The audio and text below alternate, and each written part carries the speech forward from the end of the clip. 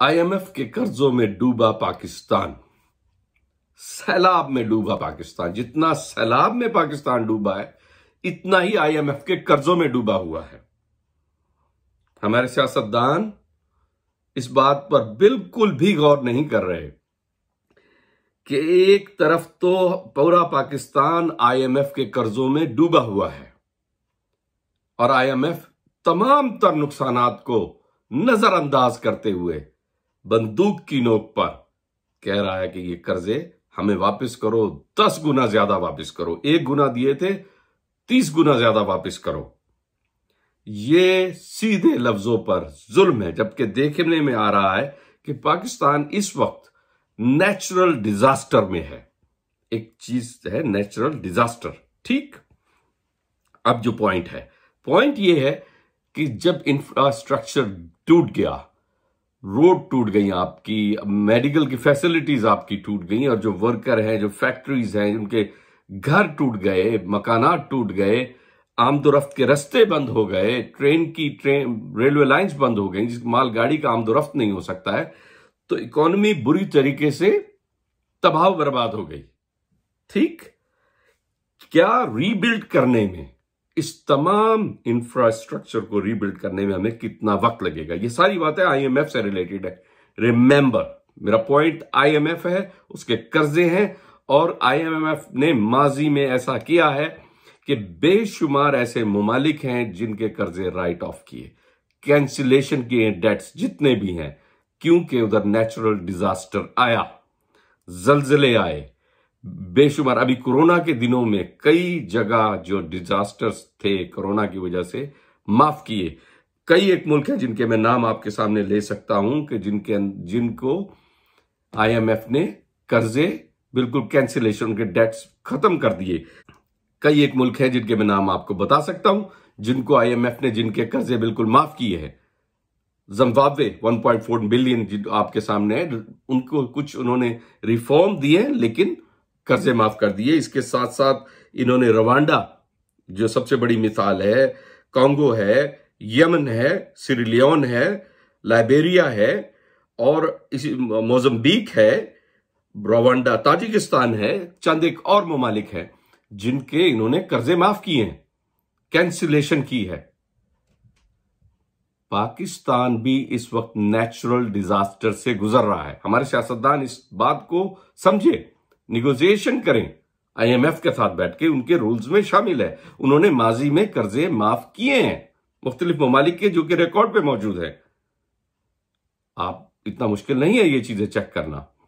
एक दूसरा, कब तक ये चीजें रीबिल्ट होंगी? यस, कर्जा देना, कर्जा लेना, वापस करना, ये जरूरी होता है आपकी इज्जत और एहतराम के लिए, और आइंदा कर्जे लेने के लिए भी जरूरी होता है कि आप जब कर्जे लें तो उसको वापस करें। लेकिन अगर नेचुरल डिजास्टर आ जाए किसी मुल्क में, किसी जगह पर, तो जो वर्ल्ड बैंक है वो उस चीज को मद्देनजर रखता है कि ये लोग अब वापस कहां से करेंगे, मतलब वो पॉसिबिलिटीज नहीं है, और अगर वो चीज रीबिल्ट होती है तो उसको कितना टाइम लगेगा। तो ये तमाम चीजें कंसीडर की जाती हैं, उसके बाद टाइम दिया जाता है। या तो फ्रीज कर दिया जाता है, इंटरेस्ट फ्रीज कर दिए जाते हैं मुकम्मल तौर पर एक सर्टेन टाइम के लिए, या फिर क्योंकि वो देखते हैं कितना टाइम लगेगा, जो ये इंफ्रास्ट्रक्चर डैमेज हो गया है इसको कितना टाइम लगेगा रीबिल्ड होने में, उसके ऊपर बाकायदा देखकर फ्रीज कर दी जाती है, लोन्स फ्रीज कर दिए जाते हैं, कैंसिल कर दिए जाते हैं, क्योंकि उनको नजर आता है कि रीबिल्ड करने के बाद भी बेशुमार ऐसी चीजें हैं जो टाइम लगेगा, जिस पर टाइम लगेगा, और वो फिर कैंसिलेशन कर दिए जाते हैं। वो तमाम लोन्स, वो डेट्स सब खत्म हो जाते हैं, ताकि उस कंट्री को, जाहिर है इस सैलाब में हमारे पास खाने के लिए सब्जी नहीं है। इस वक्त जो सब्जी है वो भी थोड़ी है, फसलें बह गई हैं, लोगों के मकानात बह गए, जो लेबर क्लास जो फैक्ट्रीज में काम करती थी उनके मकानात बह गए हैं, लाखों एकड़ जमीन फसल तबाह हो गई है। तो उसकी वजह से किस हद तक इकोनॉमी को नुकसान हुआ है इसका आपको शायद अंदाजा भी नहीं आप कर सकते कि पाकिस्तान को इस वक्त किस कदर फाइनेंशियल लॉस में हो गया है पाकिस्तान। उसके बाद अगर आईएमएफ हमसे बजिद है ये करने पे कि पैसे दो, तो ये कानून इसकी इजाजत नहीं देता। वर्ल्ड बैंक के साथ बैठकर बात करनी चाहिए कि देखिए इस वक्त नेचुरल डिजास्टर में पाकिस्तान जा चुका है। ये कुदरती आफात में आता है। जब कुदरती आफात में कोई कंट्री आ जाए तो उसके ऊपर कर्जे माफ कर दिए जाते हैं। तो ये बात याद रखिए कि ये अब हमारे सियासतदानों का काम है कि वो उनके सामने उनको बताएं कि जो हमारा नेशनल डिजास्टर हो गया, एक नेचुरल डिजास्टर है, कुदरती आफात के जरिए, सैलाब के जरिए हमारे मुल्क में हर चीज बह गई है, हमारा इंफ्रास्ट्रक्चर तबाह बर्बाद हो गया है, रेलवे लाइन तबाह हो गई है, रोड्स तबाह हो गई हैं, उसके साथ साथ जो हमारे लेबर क्लास थी उनके मकानात बह गए, हमारी फसलें खत्म हो गई हैं, हमारे उस सैलाब में जानवर बह गए हैं। यानी कंट्री का जो डैमेज हुआ है वो उसको कितनी ही साल लगेंगे कि हम उसको रीबिल्ड करें दोबारा। तो आप हमारे साथ जो हमने कर्ज देने इनको फ्रीज करें या कैंसिल कर दें, क्योंकि ये कुदरती आफात है। इसके ऊपर बात करते हुए आप अपना अंदाजा लगाएं और हमको ये कर्जे माफ कर दिए जाए। हमारे कंट्री की इस वक्त इतनी ताकत बाकी नहीं बची कि हम आपके कर्जे वापस कर दें।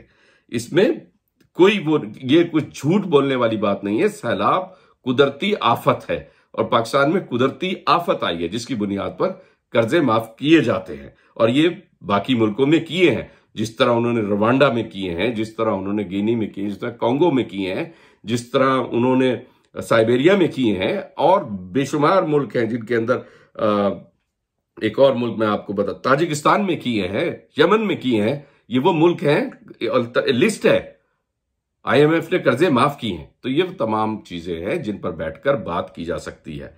हमारे सियासतदान इस जाविये से देखें, और ये जो सैलाब आया है ये कुदरती आफत है, और IMF में कानून मौजूद है, वर्ल्ड बैंक में कानून मौजूद है।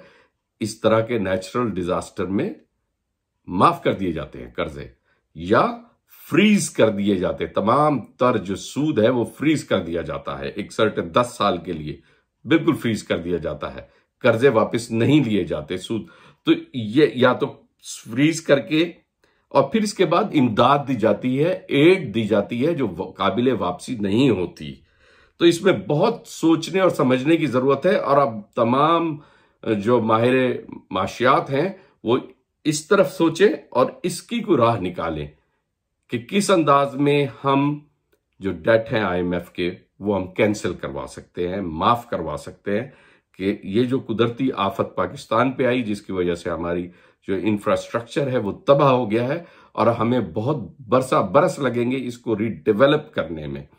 इस वजह से हमारे पास इतने वसाइल नहीं है कि हम IMF का कर्जा दे सके। लिहाजा ये तमाम कर्जे इस कुदरती आफत आने की वजह से पाकिस्तान पे से माफ कर दिए जाएं।